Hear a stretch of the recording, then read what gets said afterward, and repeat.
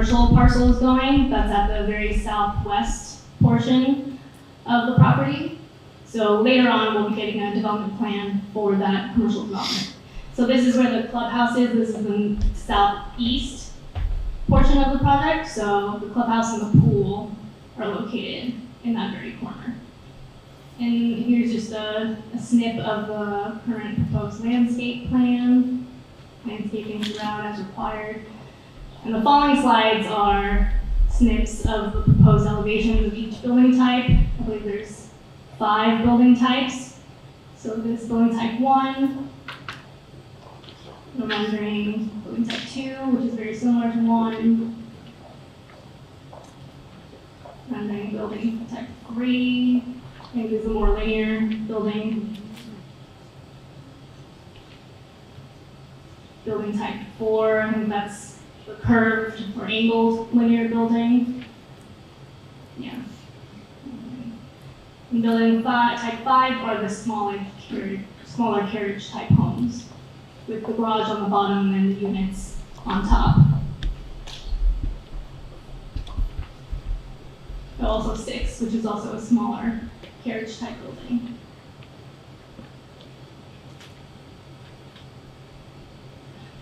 So today we're at the community meeting, and again, we're still in that TRG review process. So once all the divisions deem the application complete, that's when it'll be scheduled for the DRC meeting. And we are reviewing this project concurrently with 3 other projects, so those will have to go together to the same DRC meeting. And there's some contact info. Rebecca Bowden, she's the assistant project manager for this project, and I'm the zoning reviewer, so if you need to contact either of us, our contact info is there. And I also have cards up at the front here, the sign-in sheet as well, for myself.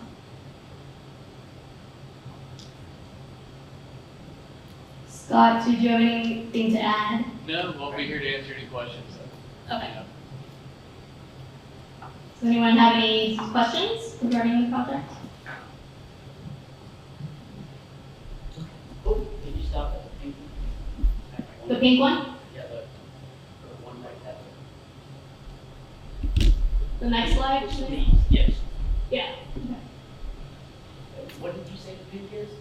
Those represent planned developments. So those have been approved as specific areas where specific entitlements have been approved for these properties. Okay. Yeah. I couldn't see them. All right. So how many of those are apartments? Several. So I guess I don't have a cursor, but the property directly, okay, I can kind of see the lots that are outlined. The one directly to the northeast, those are townhomes, and the one directly to the north will be apartments. So, and the one to the east near the 429, those are apartments as well. So it's mostly multifamily with a mix of townhomes in this area. So it's gonna start to look like down at Parcel where everything's apartments pretty rapidly. I think there's only 2 traditional apartment complexes. The others are more townhomes. So this isn't traditional apartments? No, this one and the other one. Yeah. Hi, good evening. Thank you for being here. I apologize for being a few minutes late. As you all know very well out here, I was held up in some traffic. So I wanted to make sure that you all knew there was definitely a lot of movement online when we shared this. So I want to just clarify a couple points. One is my role here as county commissioner is to be a conduit of information. And so private property rights are a thing in America, right? People own their property, they get to ask for things to do with their property. As your county commissioner, my job is to then initiate the process of trying to make sure that that then becomes something that request can be a dialogue with the community. So we try to facilitate with the applicant community meeting. I know there's a lot of frustration with the development pattern and the way things are coming online, but I want you all to know that every single thing that you tell me, I try to relate back to applicants, to property owners, to developers, and even more importantly, to our divisions that create code. I want you all, and the comprehensive plan, I want you all to know that, I wish we had the layout of the way that the entitlements were given out that really shows when those entitlements were given, which I don't know, what year would that have been? 12 years ago? 12 years ago, that this area was then promised for a certain kind of use, which means that when we come back now and try to negotiate or navigate this for what works best with you all, we aren't pulling anything new, or they're not pulling anything new, but it still does require us to try to make sure we're doing it the right way, at the right time, and being very thoughtful about the way that anything happens. So I know I have residents here that live on Lake Ingram, and it has got to be the most frustrating portion of our county in that the growth all around that has so severely impacted them. And, you know, I'm committed to trying to help them every step that I take and everything that we do. I have residents here from the Lake Avalon Rural Settlement. And once again, I work really hard to try to make sure that we put as many pieces and parts together to assist them in the impacts that they felt as possible. But none of that allows me to withdraw somebody else's property rights. So I just want you to understand that sort of moving forward. I will take every chance I can get to utilize what tools I have to negotiate and work with the property owners for what I'm hearing from my residents. So it is important that you speak up. It's important that you're here. I know I heard from people that said, what difference does it make? It's all this is pre-sorted. But for people that have sat in the room with me and they've seen outcomes, they've seen things that we've been able to navigate and negotiate. So I do want to continue to ask you to relate your thoughts, concerns, and questions to me, because it is my job to then take those back to my staff in planning, and zoning, and take it back to the people who are investing money in this area to let them know what those concerns are and to ask them, how do we address these concerns? We share that burden. So I just want you to know that. And then the second thing is, if you do have a slide that shows sort of where those are, right? So they asked about the apartments and do you have a slide that shows that? Not in this. Okay. Then I promise you what I'm going to do, and I've got some folks here from the media, so I'm going to try to make sure that I share on my social media the way that future underlying land use map looks, the one that comes with the sector plan. It's really confusing that that's different than zoning. And it is something that I think gets everyone tangled up, but the future underlying land use map is what, in the sector plan, designates which areas are for what. Now, we've had applicants that have come through that have asked for changes in that, and that's where we're able to go back and say, hey, wait a minute, people were interested in commercial in this area, they were told there's gonna be commercial in this area, what's happening? And we were able to get some movement back or some understanding of what the bigger plan was. But I want to make sure that we're all playing, with the same understanding of what that future underlying land use map looks like. And then we go from there, we talk about the concerns. We know that we've got major infrastructure concerns, our roadways, our connections, to and from work and school, our schools. We're having, obviously some capacity issues, especially south here. So those are all things that I am acutely aware of, and then we're going to be continuing to hammer away at. So please know you're heard. Please know I'm working. Please stay in touch with me, and I hope that we do. If there are questions, that we can answer them, and if the applicant doesn't have the answers because it's something bigger, like a bigger procedural question about the changes in zoning or changes in future underlying land use, that I can help answer that in a either separate forum or it helps share information with you there. Okay, with that, did you have a question? This is really towards the developer. I'm Monica Marlowe, and I work for Lake Popson at the gas station. And wanted to ask if you all are looking at putting in natural gas to this apartment community or not. I don't know about the apartments, probably not getting into gas in the area, but for the multi-family here, I don't think we are. Why not? I don't know why not. Yeah, All sorry. right, let's talk. Cheaper, easier to do for electric. Sorry? I'm sure nobody's brought this up yet, but I'm going to bring it up. I have talked numerous times to Orange County Transportation, and they said that they are not adverse to any developer who wants to put in a right-hand turn lane into their subdivision or into their apartment complex or into their commercial structure. And I wanted to know if you are going to put in a right-hand turn lane, which you should be going like this. Yes, Lori, we're going to put in a right-hand turn lane. What did I tell you last time you asked that question? Well, I want a different answer this time. Yeah. I said yes. Yes, Yeah, as you know, that Avalon is well, some of you know, I don't know if all of you know, but Avalon Road is actually under design right now to be 4-lane. So that will, I mean, that's all been planned in the planners and what have you. They have right turn lanes up and down. The project will be a right turn lane coming into the main driveway there. So there will be, so that you're getting out of the flow of Correct. traffic. I didn't bring the roadway plan. That's probably a question. I should have a roadway plan so I don't answer incorrectly there. But yeah, that's all been planned. It had a master plan basically through Orange County that was approved, PDS process. And then now that's under design. So those plans are in process. 4 lanes both ways? 4 lanes total, 2 north and 2 south. Right, so 192 all the way to 50. Not all. Right now, we're looking at all the way down to, I mean, eventually it'll go, Schofield Road South will be 4 lanes all the way up to probably McKinney at some point where it tapers back. Right.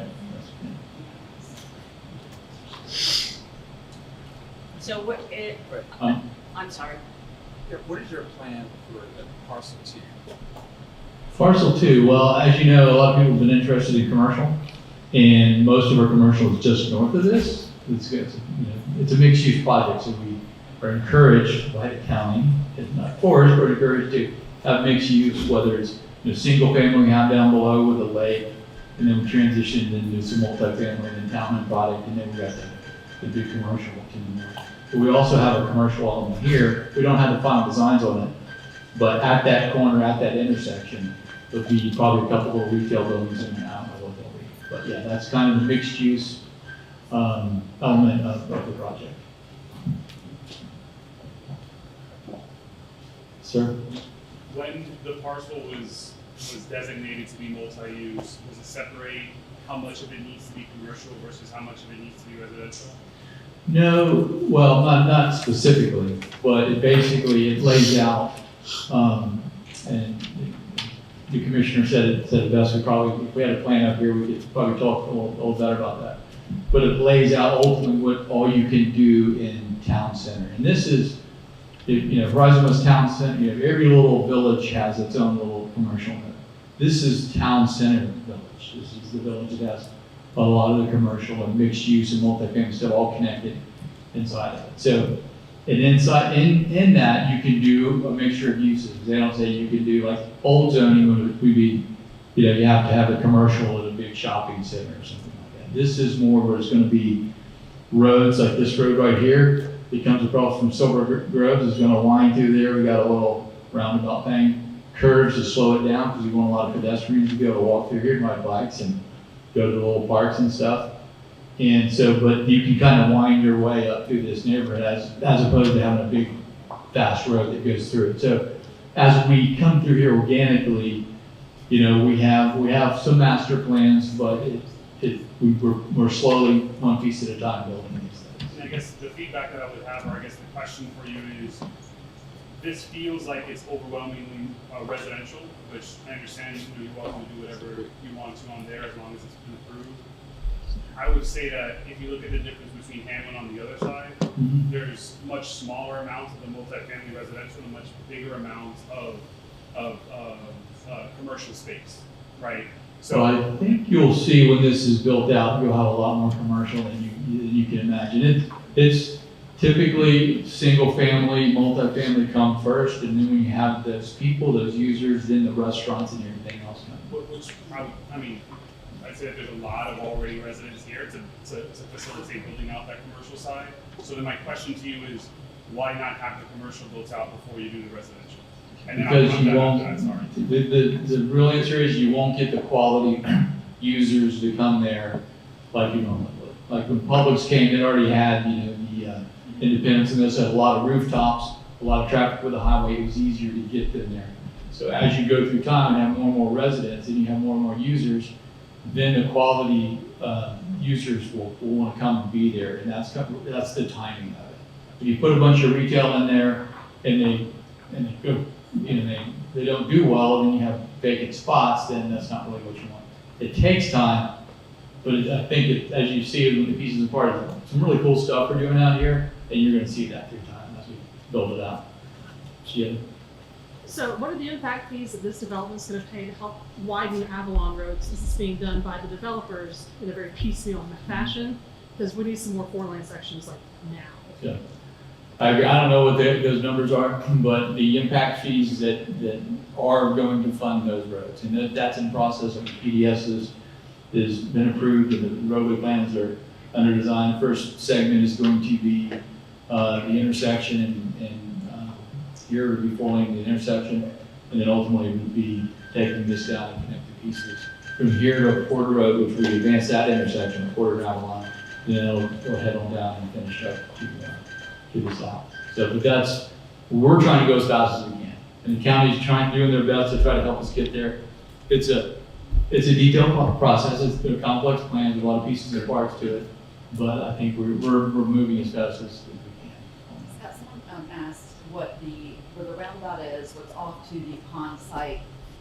There's a structure. Over here? Yeah, this is project called the station, and it's a pretty cool theme. That building is the clubhouse, but it's going to look like a train station. And the idea, and the building across it is also going to, the L-shaped building is also going to look like an old building. So the idea is, and we'll see if the architects can bring that through, is that you have a old-looking train station. Like when you go by there, that used to be a train station, right? But it's not. Obviously, it was never a train station. And there's even some patterns you see in the sidewalks here. It'll go by, it'll kind of look like there was a track there at one point. And the building across will match it, so it'll look old as well. So then the rest of it will not look old, but it'll kind of have the same, similar theme. In the back in the blue. Sorry. What's parcel 2? What is to say that you would not change that for housing? Because I know when we were discussing this whole area here, where the school is and all these houses back there, you had said that there was also, it was supposed to be housing and apartments along with businesses back in this area, that now it's all being developed as housing. That's a great question. I think nothing, there's nothing from stopping that except the reality of nobody's going to want to buy a couple single-family houses right at that intersection, and it's more valuable as commercial. Originally, we were looking at the whole thing as commercial, and actually the developer actually came in and said, we need to put some commercial in there. I think that would be valuable commercial there. It'll really frame that corner. We'll put a building right on the corner. So when people come down, it'll be an inviting entry there. And then we'll be able to put some nice uses in there. And I think they'll do really well when they come in. So in multifamily projects, if we were going to do multifamily, we would have done it all as one piece, So, yeah. I don't think that's going to be anything on the commercial, but legally, I guess they can do anything they want. Yes, sir. So you said this is a mixture between commercial and residential, and that there's land for commercial. Yes, sir. But here you have a 480 something apartment coming. Now you have 321. There's some townhome that's being built on the northern side of this. So you're running out of land, so where's the commercial coming? If you look at the overall picture, there's a bunch of land, I don't know the acreage up there, 100 acres or whatever, of area north of this. You have multifamily, then you have townhomes, and then north of that, and that's where the little town center portion of the commercial is going to be. Yeah, but I thought that's where the 480 unit apartment complex was going. No, the apartment complex, pointer, or very long pencil. Okay, there. So over to, see what it says, 429? Who's pointing at? Yeah? Wow. Over by the 429 symbol, there's a little square over there just to the left of it. That's the complex that's going under construction right now. Yeah. And then right to the left of it is a townhome project. The red is what we're doing, and then everything north of that all the way to the road it's all commercial.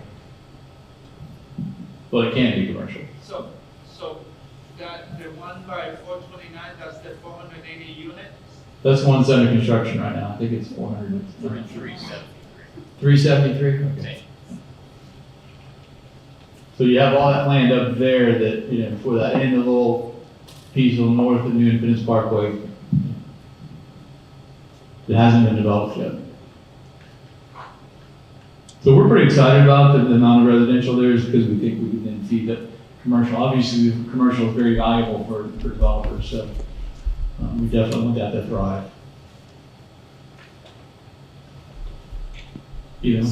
So we live at Lakeside Hamlin, Okay. and I will tell you there is homestead at Hamlin right next to us. It's not yet open. There is constant traffic throughout that residential community, only 151 homes all day long, constantly. So the concerns that I have, and that I think a lot of people have, is that it's just you have single-family homes sandwiched around a seabed of apartments. Now you have Homestead at Hamlin, which is 373 units. The station at Hamlin, which is 373 units. Above that, to the north, you're going to have the home place at Hamlin, which again is not for sale to the public. It's rented developed by Boyd. So you have rentals all around. A lot of the people in the community don't see the commercial development happening. We're being told that it can happen, but we're not being told when or what's going to be happening. The other concern is the traffic. Of course, because none of these people are living in these places, right? So if we already have traffic problems, I mean, what is the solution to that? The schools is a concern. Property values is a big concern. I'm going to give you another example. We own a house at Lakeside Hamlin that has a garage park. And it's the best plan, the best build ever. We wish more of them would be built. You wouldn't believe the friction and the problems that we had for 3 years with the county getting those garage apartments built and approved. We fixed it. And We fixed it. We fixed that code. Yes. Okay. I hope We fixed so, the I hope code. so. I saw that code. Okay, so they're a wonderful, wonderful way for a homeowner, to have an additional income, to rent it out, to provide some additional housing for people in the community. Now, there's only, I think, 11 or 12 of those in that community. The builder of the community said they will never build them again in Horizon West for the reasons. And you have one in your house? Yes, Yeah. yeah. They said they'll never do it again. And, so there's that. But I wish that we had more options like that versus, you're not wrong for getting your project approved and doing it, but I'm just speaking in general. I think it's really disheartening to see. We don't want it to become like Metro West. And I think a lot of people see that happening at scale very fast and way faster than the commercial and the retail. And it's a little bit, people are getting ready to sort of want to move out of it right now. Yeah, I think Metro was a different animal, I think. Maybe, but The location of some of their commercial was on, Kirkman and other places like that, as opposed to being, this is town center, right? So you're right in the middle of it, and it's, single family around it, but then the density of that is a multifamily in the commercial, and, as we build up the big connections, north through there, and the four laning of the road, and, yeah, I mean, it's the town center, it's gonna have some traffic, but I think, we've done a lot of planning on that, and along with the county to, make sure the capacity is there for the roads, so. So what is the future plan that you guys have if the future track doesn't come? Like, what is the plan for the Allen Road? Because right now it's just one lane. It's proposed to be 4 lanes, which 2 lanes in each direction. So When is that gonna start? we're actually going to start the next phase. We advanced the intersection, as I mentioned before, at Porter and Avalon because of the medical college was going to make sure that signal and everything was up there. We're advancing the portion now at the intersection of Avalon and New Independence Parkway. And then right behind that, and I don't know how long that will be, depending on some things, but ultimately it'll 4 lane down there. I don't have a timeline for that. But. I have one more quick question. The other thing in Horizon West, I just myself counted, it could be more, it could be a little bit less, around 20 or 21 apartment complexes just in Horizon West. A good number of those apartment complexes are not built. And so, yeah, to give you an example, for the garage apartment, you're searching for tenants, taking our time. We actually had somebody that was interested in the garage apartment that we were renting. Come and tell us, I'm so sorry, the apartment complex down the road is offering 2 months free rent. They have vacancies, they can't fill the apartments. If you call these apartment complexes around, almost every single one of them is offering 1 month, 2 months, special deals off the price of the rent, they're lowering their rent prices. So, I mean, what is the discussion about how that impacts homeowners and taxpayers and people who pay property tax? I think that this is going to be a real problem for our area, quite frankly. I think they're all going to start competing with one another. I think you're going to see this be an issue. It is an issue right now, so it's definitely going to be an issue in the future. It's an issue now. It's an issue now. Those apartment complexes, many of them cannot fill their units. And so, I mean, I can understand maybe 100 unit, 200 unit complex, it's okay, you know, okay. We're building 400, almost 400 unit complexes all over the place. The medical school apartments are leasing right now, Homestead at Hamlin is leasing right now. Now we have this, that we're gonna have Home Place at Hamlin, we have the Lake Walk, we have the Lodge at Hamlin. And we're just within a few miles, you know, of one another. It's, I would really just love to see. There's like green areas left, like, Yeah, as part of the development, there will be little parks in here. There's gonna be a green area around the lake, and I know you guys got a little bunch of cool pocket parks in your neighborhood as well, so.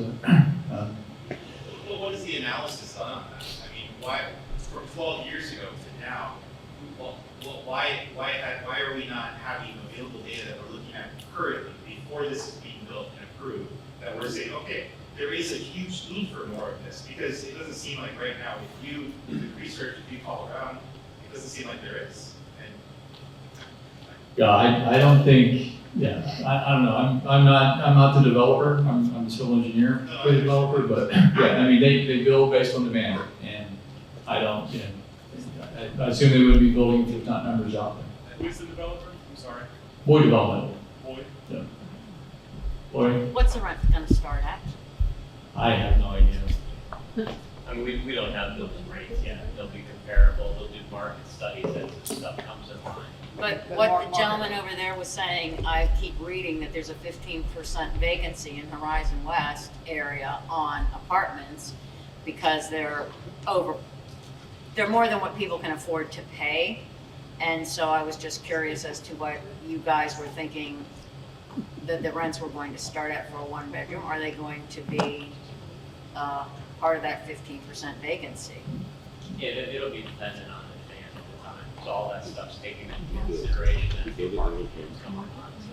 So one of the things, Commissioner Wilson, that I would love is, you know how like Sutton Grand and them, they got rid of their commercial to do multifamily and things like that. And just like that, I'm sorry, I don't know what your name is in the blue check shirt over there. Chris. But Chris and Kim? Chris and Christine. Oh, different. Okay, I have yeah. my own Chris. Are you Chris? No, I'm Kim. Oh, you're Kim, okay, But sorry. I'm Chris. Ah. That's a There's too different many Chris. Kims and one of the things that we had talked about at one point was, exactly to Chris's point was, although there were X number of apartments that had been talked about for the Horizon West project, when you have developers that are coming in and they're taking their commercial and they're making multifamily, none of us know what the cumulative of that is. And so that makes it kind of hard when you're getting the 480 or whatever that was changed from whatever. I mean, it's constant. So how do we know from when Horizon West? I'm not gonna make you answer these questions. No. This is definitely a us question. Yes. I'll ask, Nick, who's hiding in the back, Nick, Hi, Nick. we can do a report and look at how many of those have changed from the original, Yeah. what the original use was, right? So that, I mean, like in the cycle plan when we see, because we had some success. Now that $7 grand, that is outside of the Horizon West I'm sorry. planning area. But I know what you're talking about, because we've had those, I mean, I think the conversation has been several times, the commercial to multifamily or townhome to multifamily. So just, well, I can get an analysis of that, if there have been, you know, some kind of a pattern, Yeah, at because the there's very been a least, lot. understand. I'd like to point out that I was not hiding in the back, thank you. Taking notes about this meeting so we can summarize the points in the ultimate staff report that moves forward. No, it's absolute valid concern. Your areas are planned for a mix of residential and commercial. You're right, all along, you know, that particular section of Avalon Quarter that you're talking about, a lot of that was planned for commercial, a lot of it's being converted out in multifamily.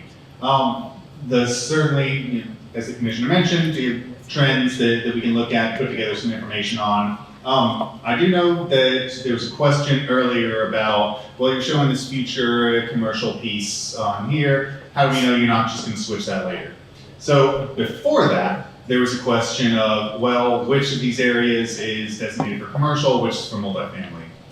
As I think Scott and Tiffany pointed out, this particular district that this property is in, corporate campus mixed use, allows for a mixture of both. But it's not an infinite bag of both. It's a specific, think of it as a bucket of entitlements that you can draw from. And entitlements are what you can build. How many single family homes, how many multifamily apartment units, how many square feet of commercial or office, et cetera. Is that a fixed breakdown? Is that a fixed breakdown? Yes, so So where are we at on that? So that breakdown is in their, what's called the land use plan, which is their zoning document. As Tiffany pointed out, when this zoning was originally approved, they processed that plan development zoning, negotiated with the county, very specific set of entitlements, what they can build, and development standards, how they can build it. So I don't know that I have those numbers in front of me right now, but we can get that to you. We can share that with you and show you, what's been used, what's left, and I believe that after this project, there's not a whole lot of residential left. So what that means is they've got commercial left. And if they want to change that commercial, they've got to go through a process. They've got to submit an application to the county. If I want to change this 20,000 square feet of commercial or retail uses into 50 apartments. I'm just making up numbers. I don't know how the math works. I failed college algebra. I'm sorry, folks. When they go through that type of process, one, we're absolutely going to have one of these meetings. And two, when you're asking for more multifamily, residential, again, apartment type uses, our code requires that to go through a much longer process and actually go to the Board of County Commissioners and the mayor for approval. So it's not something like this where we've already got the use that's allowed, and right now we're just talking about the kind of details of how that use is going to be kind of placed on the ground. When you're asking for more of something, that goes through that process, and you actually have to ask the board. You've got to go through the public hearing process, and it's very much up to the Board of County Commissioners to approve, deny, approve conditions, etc. But in answer to that question, two questions from earlier, not your question, was that if they wanted to change out that commercial corner into multifamily, they're probably going to have to go through that long process. Everyone will be notified, be very involved, ultimately go to the board, etc. As far as the larger stuff, absolutely, those are type of trends that we can look at and are a very valid concern. Not just for you folks, for us as well. Have they ever And been probably told Scott. no? Have they ever been told no? Oh yeah, I've seen things been denied plenty of times. I haven't seen. Absolutely. Follow I me have seen around, it. Kevin. Huh? Follow me around. I have a question for you. Sorry. So how much storage is involved in your location? Because we've had multiple developers show up here and try to build self-storage joints right in the middle of our neighborhood, saying, oh my God, the apartments need to have storage because they don't have room in their place to keep all of their junk. Which I understand, but that's not my problem as a homeowner to deal with. That's their problem as a tenant to make sure they buy an appropriate size apartment. So is there storage available so we don't have to listen to any more developers tell us how they need to have more self-storage units in the middle of our neighborhoods? There's not your standard storage like that, but there's garage units available on this project. There's a lot of, and I'm not the number of garages on this, but a lot. not for everybody, but what is it, 25% of the use something? I don't know. And that's what the small structures were around the edges. Those are carriage units would have some garages, but actually some of the bigger ones also will have a wide garage where you have multiple garages. And these are fairly high-end deals. And a lot of apartments don't provide for that, but Oh, we know. these do. We're over. This is more for the planning division. Talked about putting together this study of what land uses have changed. I think one frustration that we've had is like we as residents see all the individual projects getting approved, and developers are each got their own thing going. And we kind of like see a bad thing coming. We already see it in traffic, in the schools, but we're worried that at a certain point it can't be changed or turned around. And I would even offer at this point, even for developers, should concern the developers.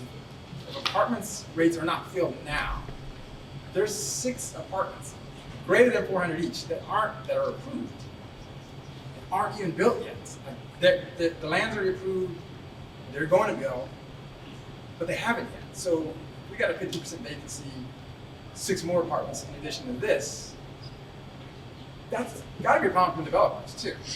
So my question is for the planning division, when you all put this study together, can you put together the apartments that are already approved, are not built yet, current apartment with the vacancies, and give it to developers to say, hey, before you build, invest all this money. This would help the residents with traffic, and it would help you by not wasting money building something that will be happening. You mentioned the planning department. You actually meant Orange County Planning Department? Is that your Yes, question? yeah, not your folk, the Orange County.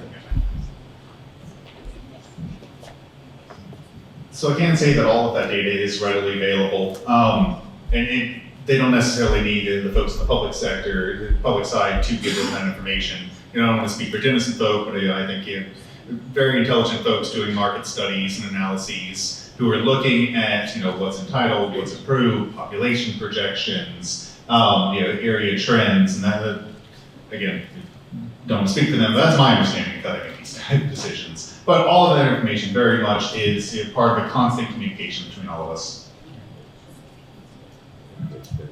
And I can't add to that. If the demand totally stopped and nobody wanted to move apartments, they would not go on conflict, right? So, I'm sorry, she was back. This is probably for Nick, but I'm just curious because they've got these homes that are being built here that are almost done and people are going to be moving into soon. And then you've got the apartments over here by the college that are going to be opening up to people soon. I live on Lake Ebro. Right now, it takes me sometimes a good 10 minutes to get out and get off onto 545. And I know you're going to be widening it, but I mean, as it is, and I'm sure that even with everything, they may have to change patterns in the lights and stuff like that. But are we going to be able to, is there going to be in that, when they factor this in, a turn lane coming from both directions, we can get out going towards Independence Parkway, and vice versa coming into Lake Ebro? Are we gonna have to jog around? I didn't bring the plans with me for Lake Ingram Road, so I can't answer your question on that. I know there won't be a signal there because you're close to the other signal, but I'm not. Well, I know sure. because the fire department's gonna eventually be there too.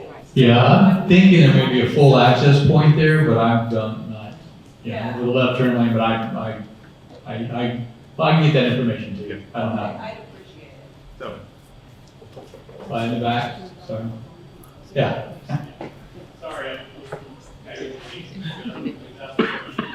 but look at these apartments, and that's more density to the area. I know that we have a master plan for the area, and we follow the master plan for the most part. The developers do at least. Knowing that the residents or people who live in this area are pretty much agreed to what the plan is, and that's great. But those plans have changed because there's more of a guideline. And I understand that. Now, recently, we've had some serious changes in the area overall, with 1,400 apartments coming in to the south here. So, and I'm glad the commissioner's here tonight. That project was going to shoehorn into this area. Does that mean that in the master plan somehow, so the developer can look at the master plan and say, oh, this area's for this area's for that? Does that mean that 1,400 apartments or apartment areas may be peeled back from the master plan to offset what's been shoehorned into our area? He's talking about like a total number of multifamily. Yeah, and I think that's what that question was asked earlier, and It's just the what if it's offset? there's a total amount of entitlements in planning. Zoning just talked about that before. There's the framework from the original PD that was done over a decade ago that has those limitations. And he's been waiting. I'm sorry. My question is, with the overall initiative with the added apartments, is there a goal of like density or traffic count that we're trying to hit with these added? Is that something that they're looking at for the metrics?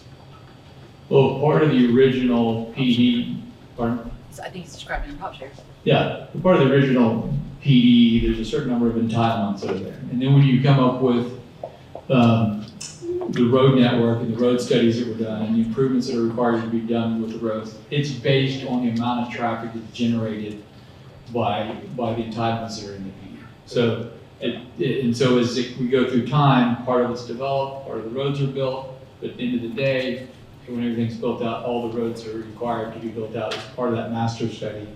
Do you know what traffic count your target is? Because I know right now we're like way below like all the other like, major cities for a traffic count. I don't know what those numbers are now. Offhand, there's a study that goes along with it, and there's a lot of documents. Okay. Because what my concern is that like with all the stuff going on, which I'm totally fine with, because I understand where we need to get to it to be able to track like some of your larger like franchisees and like your Whole Foods and so forth. I understand what the traffic count needs to be. So I'm just looking for like if there's a target goal that we're hitting, so we can sort of develop into one of the more affluent areas with those bigger stores, and they're not going to come if our traffic count is at 57,000, which I think we're somewhere around that number now. I know we need to be in like the hundreds of thousands per day traffic count. So I was gonna say, I think, yeah, and I'm not a traffic engineer, so I'm not an expert on this, but I do think that the market issues that drive that type of market that you're looking for are also in the residential, what they see in residential development patterns. So I think that's all included. I think what I wanted to try to clarify, because I didn't know if you were talking about how, and I think it's very confusing when you look at our roadway, how it looks very piecemeal out here because many of the segments of road were part of a proportionate share agreement with a development entity, but some of them are not, and they're just county, and some of them are the Department of Transportation, and some of them are the Expressway Authority, Turnpike Authority. So there are several different agencies at play. But last Board of County Commission meeting, there was a contract that I pulled to discuss about Schofield Road because the Expressway Authority is going to be trying to add their connection, or they are adding their connection to from the 429 to 27. And so to try to get some kind of expediency on Schofield improvements and the permanent light there, I pulled that, and they did present all the segments in the timeline that they have for those segments. So what I'll do is, if everybody signed in, we'll make sure to push out that entire presentation because it shows you on the map the exact breakout of the segments. And if you have any questions about particular prop shares, those proportionate share agreements, I can get you with the right person, but I'm telling you right now that for me, sometimes it is a little bit of a puzzle because they are with different entities and different agencies, and they're not all prop shares. So, but they're all slated. Everything has been, as far as the roadways, they're all slated. It's just the timeline doesn't necessarily match up because the growth pattern is what dictated when they started some of those segments. I don't know if I Chris. No. Kim. Sorry. She sends me email with Chris and Kim, I and know, then separate. one of you sends it, and one of it's, I'm I not was- confused. So. yeah. Kim. Okay, I have a couple questions. On your plan view,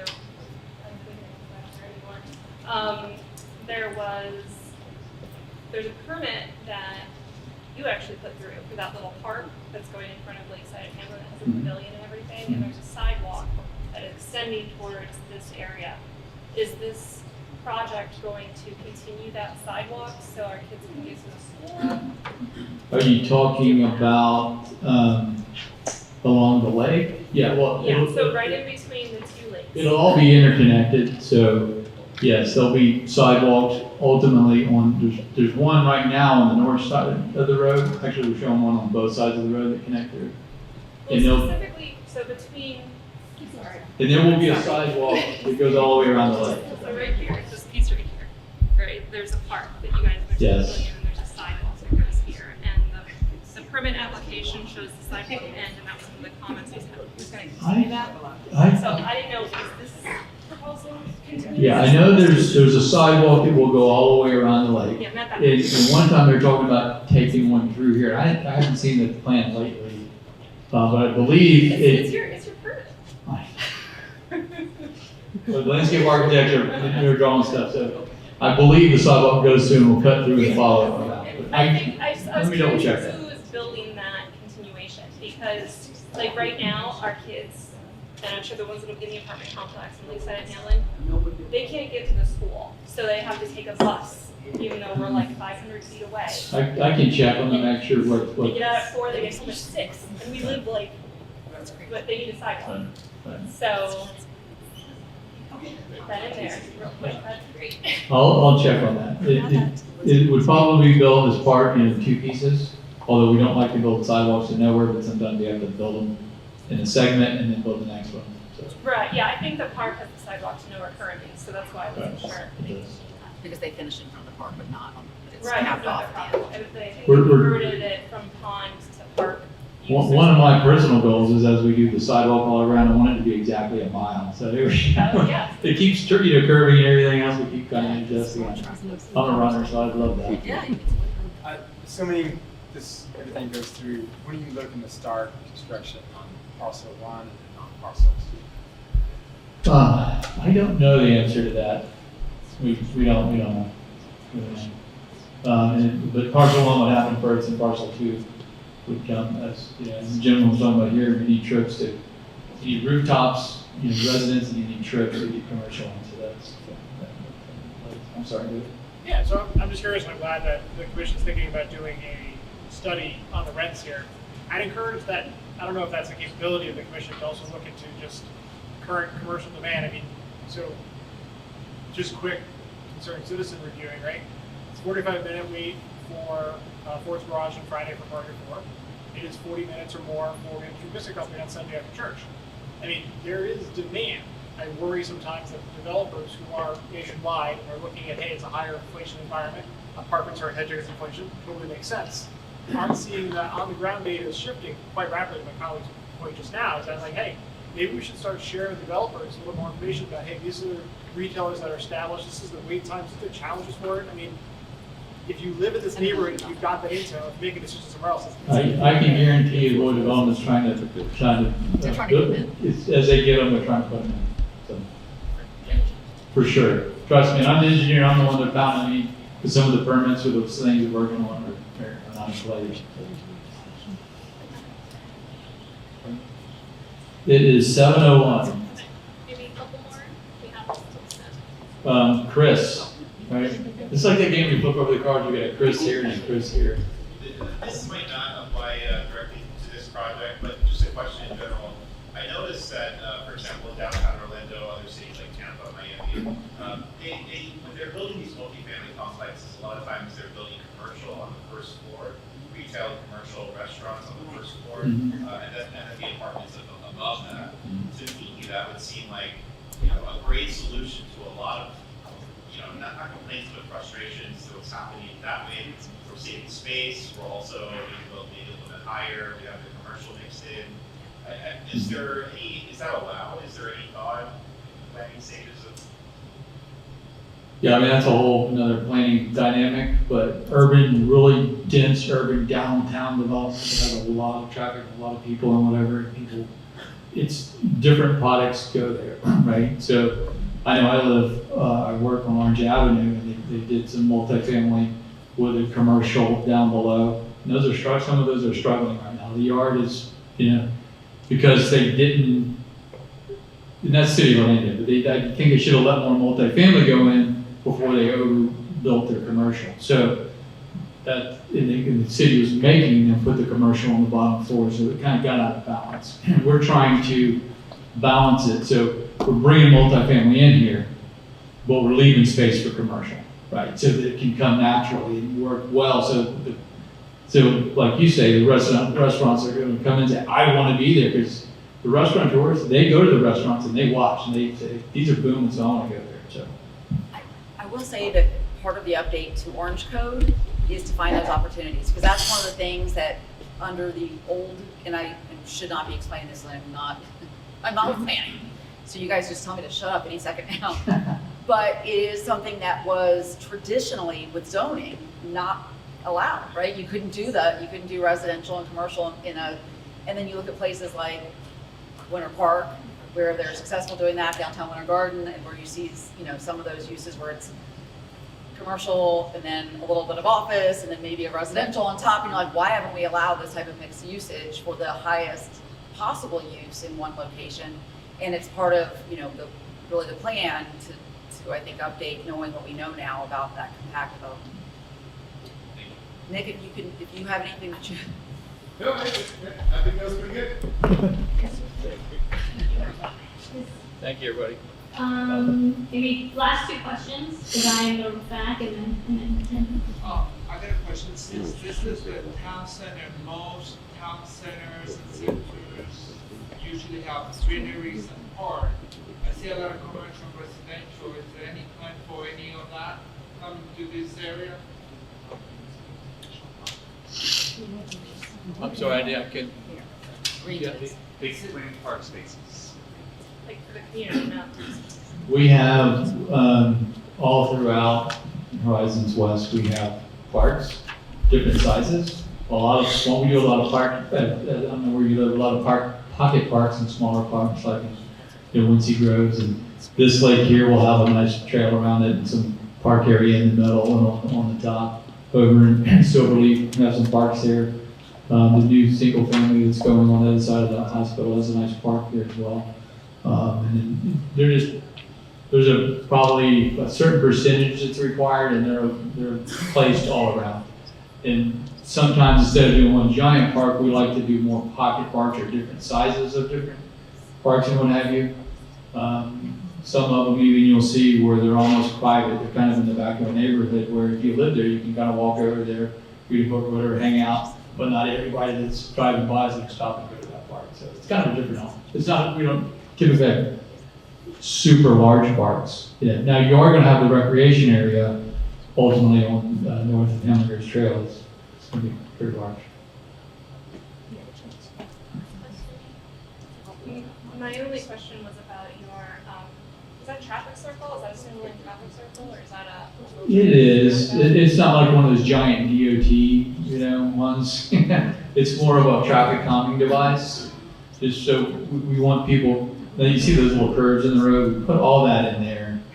Just, we don't want people blasting through there. Yeah, so my question is this being developed to like AASHTO FDOT standards, or is this being done in like private design? Because when you think about like Winter Garden, like the Target, those are not correct traffic circles. They're a disaster. And so I hate for something like that to happen here, where they're not like human people. And then you have an approach there that's very close to the other approach. So I was just curious if. Yeah, these will actually have 3 stop signs on either side of them. So we're not designing roundabout like a traditional. You're not doing a continuous flow. You're doing I don't want to get any planners mad at me here. Roundabouts are great for moving traffic, but not necessarily for pedestrians, right? When you're in a roundabout. I totally disagree with him. When you're in a roundabout. There's only 16 Wait a minute.